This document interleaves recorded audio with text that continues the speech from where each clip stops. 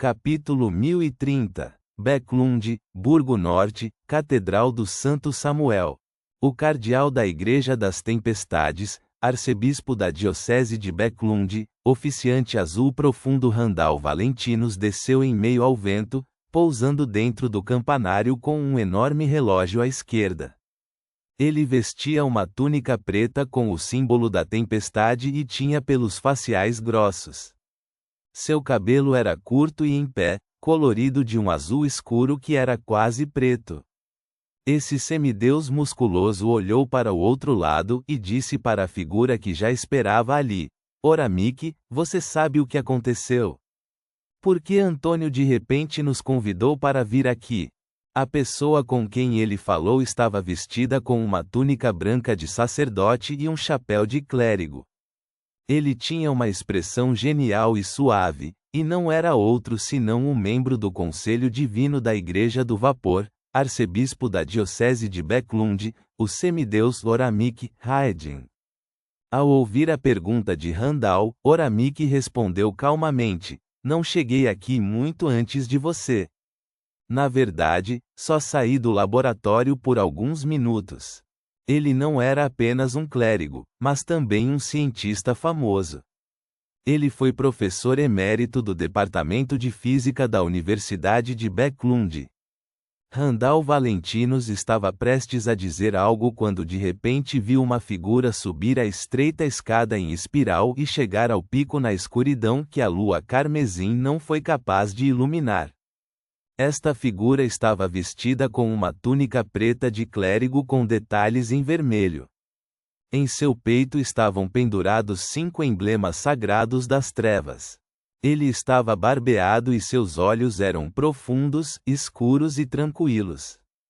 Ele não era outro senão um dos 13 arcebispos da Igreja da Noite Eterna, o responsável pela Diocese de Bäcklund, Santo Antônio Stevenson. Existe algo que não pode esperar até o amanhecer? Ou as pessoas da Igreja da Noite Eterna gostam de discutir assuntos à noite? O oficiante azul profundo, Randall Valentinos, perguntou. Antônio parou depois de subir o lance de escadas e disse com uma expressão séria: "Um assunto muito urgente." "O que é?" Randall perguntou imediatamente. Nesse momento, Oramique Haedin também olhou para Antônio Stevenson, aguardando sua resposta. Em situações semelhantes, Oramique gostou especialmente da existência de pessoas da Igreja das Tempestades. Isto significava que tomariam a iniciativa de fazer perguntas e que não haveria necessidade de ser eufemísticos. Não foi necessário que ele dissesse mais nada. Antônio olhou para eles separadamente e disse: "Está relacionado à família real. Vou deixar a Madame Ariana fazer as honras." Assim que ele disse isso, uma figura feminina descalça, com cabelos em coque, em um manto simples com casca de árvore como cinto, rapidamente saiu das sombras. Ao ver esta figura, Randall e Oramique imediatamente se curvaram. "Boa noite, Madame Ariana." Suas expressões tornaram-se solenes ao mesmo tempo, pois eles tinham uma profunda compreensão de quão importante e crucial era o assunto que estava acontecendo esta noite. Definitivamente não era uma questão pequena para um anjo fundamentado aparecer. Enquanto isso, eles não puderam deixar de ficar excitados. Perceberam que não tinham ideia de quando essa matrona do claustro da meia-noite, a serva da ocultação, Madame Ariana, havia chegado a Bäcklund. Em circunstâncias normais, as 3 igrejas, a família real e os militares desfrutavam de um certo grau de cooperação tácita. Anjos fundamentados e artefatos selados de grau 0 não apareciam em Bäcklund. "Boa noite, arcebispos", respondeu Ariana sem quaisquer sinais de arrogância. Ela então levantou a mão direita e agarrou o ar. Uma luz fraca foi emitida ao se transformar em uma cena junto com a escuridão. Foi toda a conversa entre Ariana e Conas Kilgore. Este segredo que parecia ter sido guardado há algum tempo finalmente se apresentou diante de outros. Enquanto assistiam, Randall Valentinos, oficiante azul profundo, não pôde deixar de dizer. Ele realmente avançou para a sequência 4 e se tornou um semideus.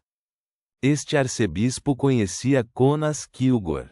Ele originalmente acreditava que este vice-diretor do MI9 era apenas um sequência 5 e dependia de um artefato selado com graves efeitos negativos para obter força de combate no nível semideus. Ele nunca esperou que fosse um disfarce. A influência da Igreja das Tempestades sobre os militares foi maior do que as duas igrejas principais. Ninguém respondeu a Randall. Depois que o segredo foi totalmente revelado, Oramik disse: um deles envolve uma ruína secreta do Imperador de Sangue, e com um grande número de pessoas enviadas. Esses dois pontos juntos não podem ser nada de bom. De fato, Randall concordou com a cabeça. Vamos para as ruínas agora. Ariana olhou em volta e disse calmamente: isso envolve a família real e o rei. É melhor que você peça permissão à sua própria Santa Sé. Na escolha de palavras desta anjo, a Santa Sé referiu-se à respectiva sede da igreja, a sede central do poder da igreja. Tudo bem, responderam os dois arcebispos sem qualquer hesitação.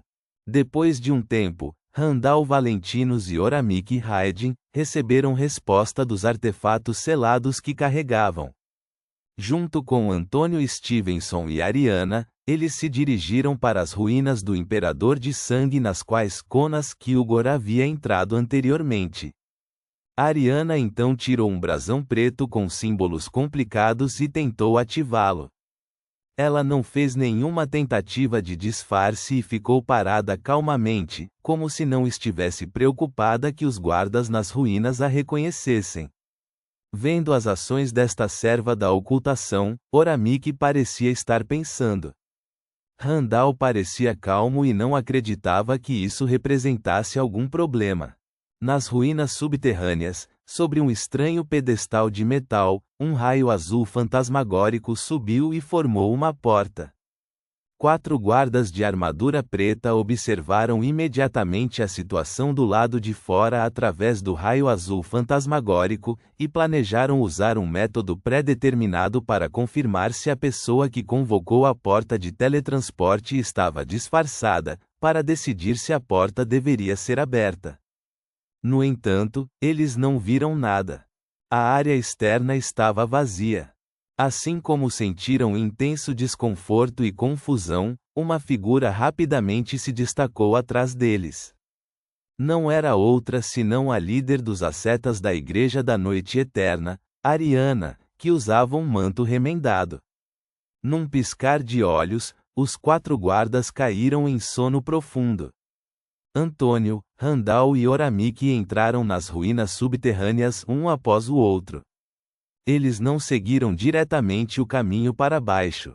Em vez disso, eles passaram pelo corredor, flutuando no ar enquanto observavam tudo. Este era um mundo governado pelas trevas.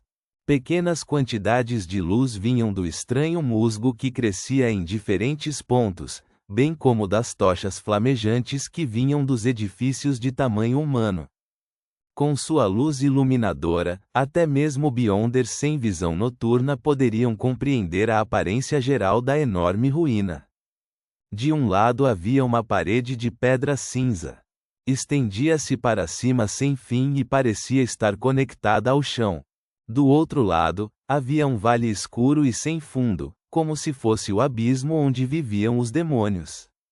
Uma estrada pavimentada com lajes de pedra ficava no meio, conectando os corredores e os edifícios.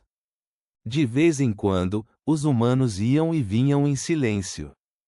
Os arcebispos das 3 igrejas estavam prestes a capturar algumas pessoas que poderiam entrar nas ruínas para interrogá-las sobre a situação interna quando uma figura voou para fora do vale escuro, indo direto para os semideuses. A figura tinha rosto comprido e usava uma renda branca no cabelo. 2 bigodes encaracolados cresciam acima de seus lábios e ele tinha sobrancelhas grossas. Seus olhos eram um pouco maiores e pareciam bastante semelhantes a uma certa figura de uma carta de pôquer.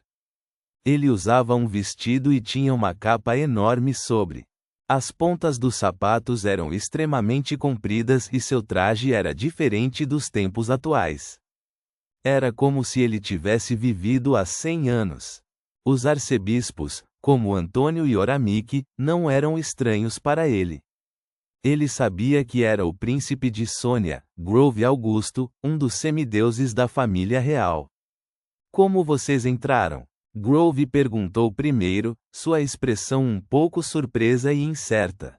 Eles se entreolharam e Antônio tomou a iniciativa de dizer: sempre investigamos o grande número de desaparecimentos misteriosos e havíamos nos concentrado em Conas Kilgore do MI9. Através dele, encontramos este lugar. A expressão de Grove mudou ligeiramente quando ele olhou para a mulher que deixava o coração tranquilo. Ele deliberou e perguntou: Madame Ariana? Sim, fui responsável pelo caso de desaparecimento, respondeu Ariana sucintamente. O príncipe Grove sorriu amargamente. Éramos muito gananciosos. Depois de descobrir esta ruína, pensamos apenas em cavar e recuperar os itens de dentro. Para manter isso em segredo, tínhamos até certas conexões com a seita da demônia. Através das pessoas que reunimos, construímos uma passagem e realizamos certos rituais. Não é o que você pensa. Eram apenas rituais normais e ainda estão vivos nas profundezas das ruínas. Se você não acredita em mim, posso levá-la até lá para dar uma olhada. Além dos selos e edifícios fechados, não há nada. Ao ouvir sua resposta, Antônio, Oramique e Randall trocaram olhares, registrando a perplexidade nos olhos um do outro. Isso foi completamente diferente de suas expectativas. Isso os fez suspeitar que algo estava errado. As coisas não eram tão sérias quanto imaginavam. Neste momento, Ariana disse: você até criou a grande poluição. Não, Prince Grove balançou a cabeça novamente. Essa foi uma lição que aprendemos ao cooperar com as demônias. Na verdade, elas tentaram controlar Edessac e o usaram para obter controle sobre o reino. Depois que foi visto por nós, elas criaram a grande poluição. Daquele momento em diante, rompemos todo o contato com elas. Dito isto, ele apontou para baixo e disse francamente: como poderíamos fazer tal coisa apenas para desenterrar secretamente as ruínas do Imperador de Sangue? Contanto que você se aprofunde e examine de perto, você entenderá o que quero dizer. Não se preocupe. Com a Madame Ariana por perto, nenhuma armadilha funcionará. Além disso, ignorando o facto de nos faltar esse poder, mesmo que conseguíssemos enterrá-lo secretamente nas ruínas, as igrejas descobrirão um problema. Não acredito que vocês não tenham relatado este assunto às suas respectivas santas sés antes de vir. Se vocês não retornarem em breve, eles definitivamente tomarão as medidas correspondentes. Semideuses como Randall e Antônio ficaram pensando enquanto lançavam seus olhares para Ariana vestida com simplicidade. Ariana assentiu calmamente: ok. A Anjo e 3 santos entraram nas profundezas das ruínas sob a orientação do príncipe Grove. Descobriram que havia uma ruína escondida na escuridão, sem que nenhum homem tivesse pisado ali, assim como homens e mulheres que foram ensinados a formar diversos rituais. Tudo estava ordenado e sereno. Ariana, Oramique e os outros semideuses agiram de acordo com seus próprios pensamentos e investigaram separadamente as diferentes regiões. Eles até saíram e foram investigar, mas não conseguiram descobrir nada.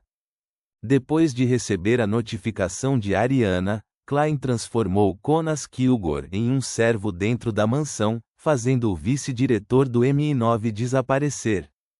Então, ele realizou sem pressa um ritual de sacrifício. Ele enviou os itens que recebeu acima da névoa cinza para pesquisas adicionais, aguardando pacientemente o amanhecer. Ponto.